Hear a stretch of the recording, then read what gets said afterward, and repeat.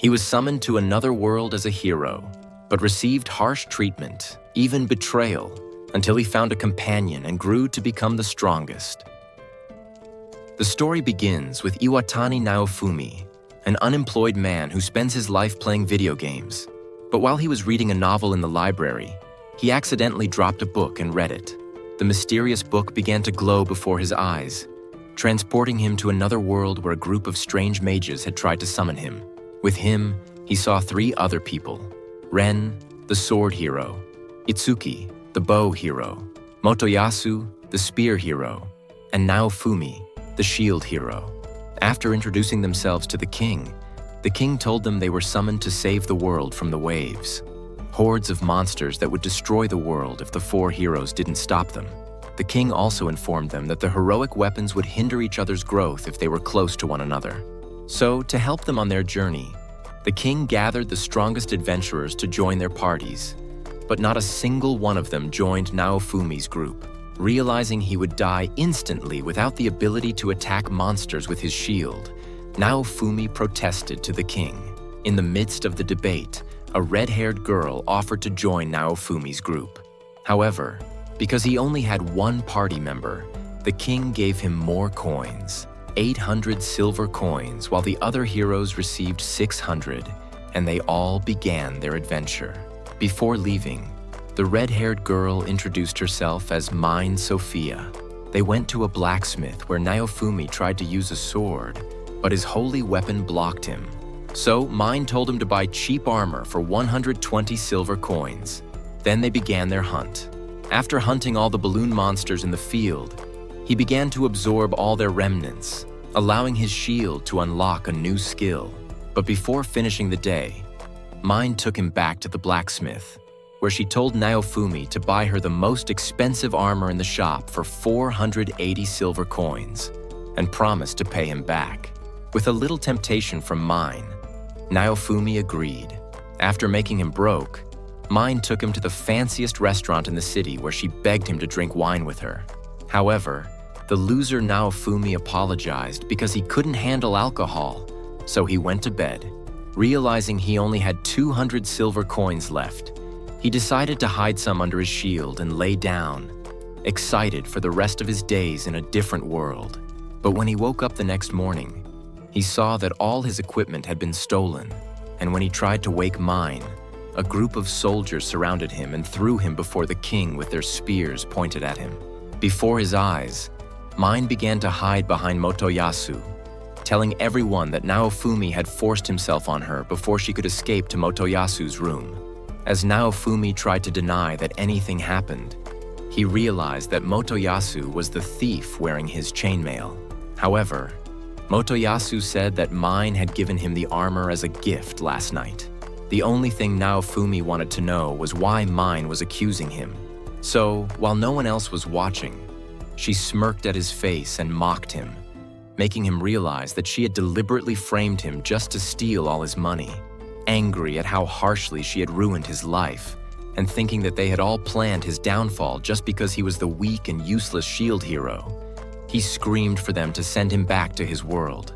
However, the king refused his request because summoning new heroes is only possible after the 4 current heroes are killed or the waves have been dealt with. So his only option was to defeat all the upcoming waves.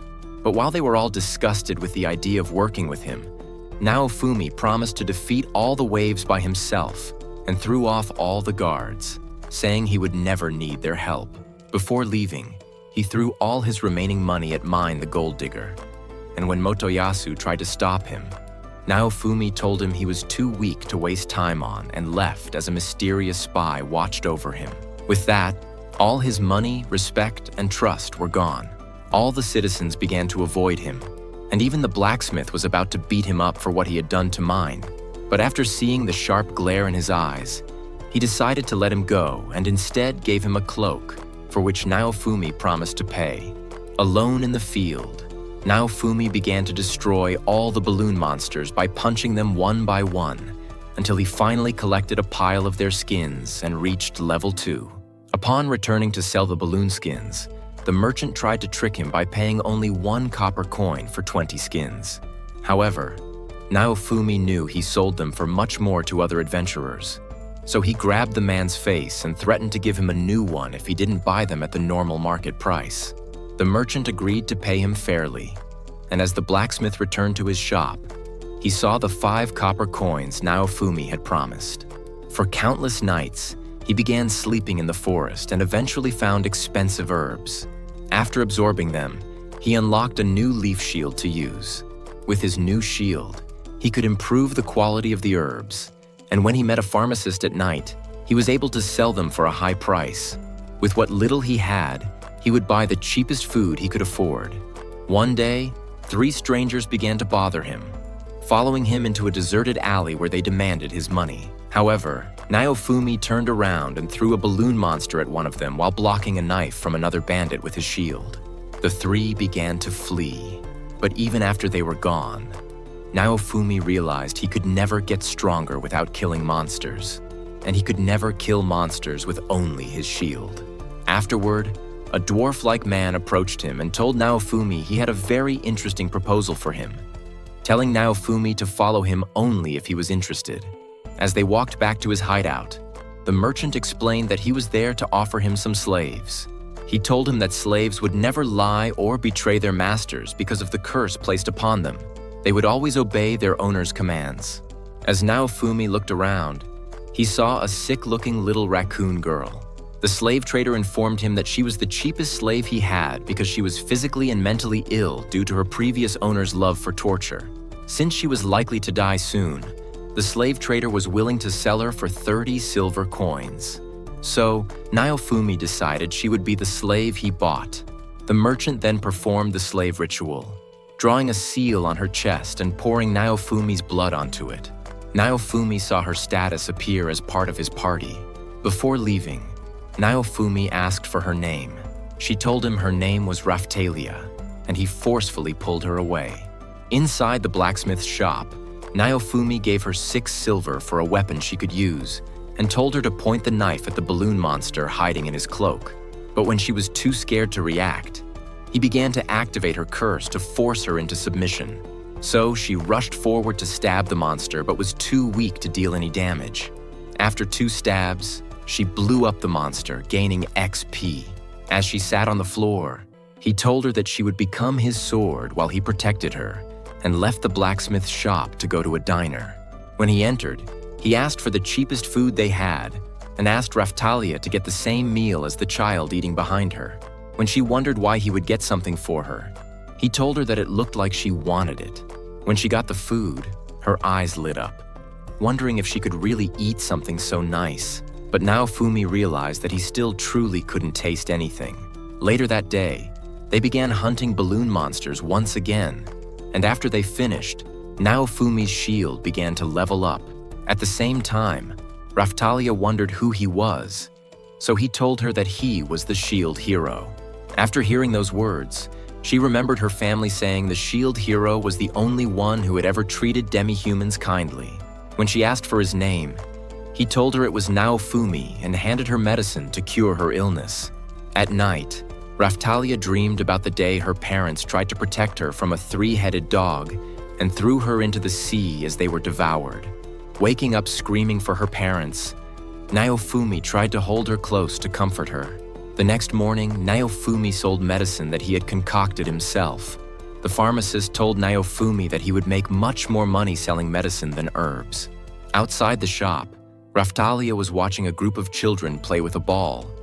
But even though she pretended she didn't want one, seeing her tail wag made him realize she was lying. So he decided to buy one for her. Before nightfall, he tried to get a room, but when the innkeeper hesitated, he threatened him with a balloon monster. One day, they began to venture deeper into the forest. But when a rabbit appeared, Naofumi tried to get Raphtalia to stab it. However, she didn't want to make the rabbit bleed, and as her curse activated, Naofumi told her that he wouldn't be able to continue caring for her if she couldn't fight. After all, the waves would destroy this world. But when she heard that he was going to defeat the waves, her resolve strengthened, and she began to charge toward the rabbit, finishing it in an instant. She told him that she wouldn't be weak and that she would do anything to stay by his side. That evening, When they returned to the weapon shop, Naofumi decided to buy her a bigger sword to prepare her for more difficult quests. So, the blacksmith showed them a short iron sword, telling them that it was a perfect fit for her. Realizing the blacksmith was quickly becoming a good friend again, Naofumi decided to ask if there was a nearby village where they could earn some quick money. Feeling sorry for him, the blacksmith directed them to the nearest village. When they arrived, Naofumi decided to sell his rabbit skin to a merchant and asked for the fastest way to make money. The man told them there was a mine nearby and said that he could make a lot of money from selling the ore inside. Inside a barn, Naofumi decided to check his stats on the system. Realizing his shield had acquired exclusive effects and skills, he decided to try out this new ability at once.